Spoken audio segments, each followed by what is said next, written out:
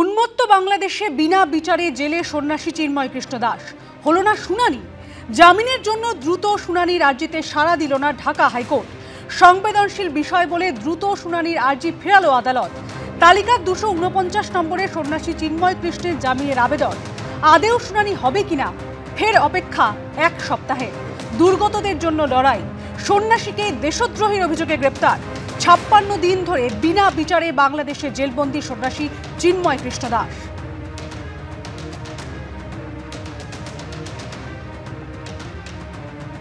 আজকে লিস্টে ছিল এটা,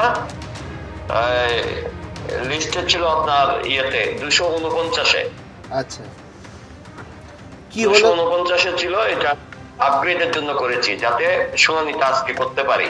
সেই জন্য আমরা কোর্টের কাছে মাননীয় বিচারপতিদের কাছে করেছিলাম, আর্জি করেছিলাম।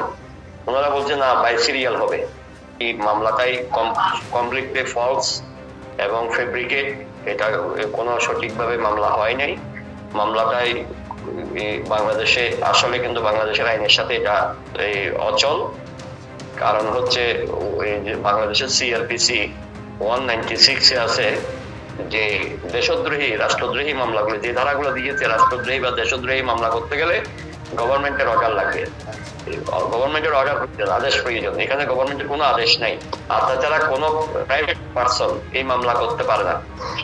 এটা হয়তো আগামী সপ্তাহে সোমবারে দেখতে পারি। এখানে যেহেতু সপ্তাহে দুদিন হয়, রবিবার সোমবার। বলেছে কি এটা সেন্সিটিভ ম্যাটার, কিন্তু কোনো স্পেশাল এটা ট্রিটমেন্ট দেওয়া হবে না।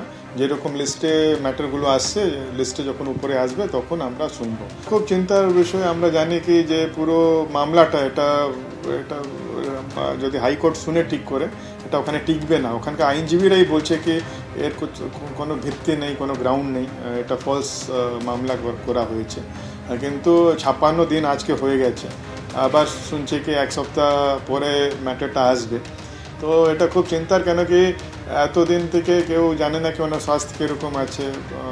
আমরা দেখিওনি ওনাকে কোর্টে উনি আসেননি লাস্ট দুটো শুনানিতে। যেভাবে অ্যারেস্ট করা হয়েছে এবং যেভাবে প্রচারণা করা হয়েছে, যদিও মিথ্যা মামলা, বানোয়াট মামলা, তারপর যেভাবে প্রচারণা করা হয়েছে যেন উনি একজন অনেক বড় টেররিস্ট। আমি দেখেছি একটা অনেক বড় সংবিধান আছে ভারতবর্ষে, সেখানে একজন টেররিস্টকে পর্যন্ত আইনগত সহযোগিতা দেওয়া হয়েছে। এটা কিন্তু গণতন্ত্র চর্চার একটা উদাহরণ।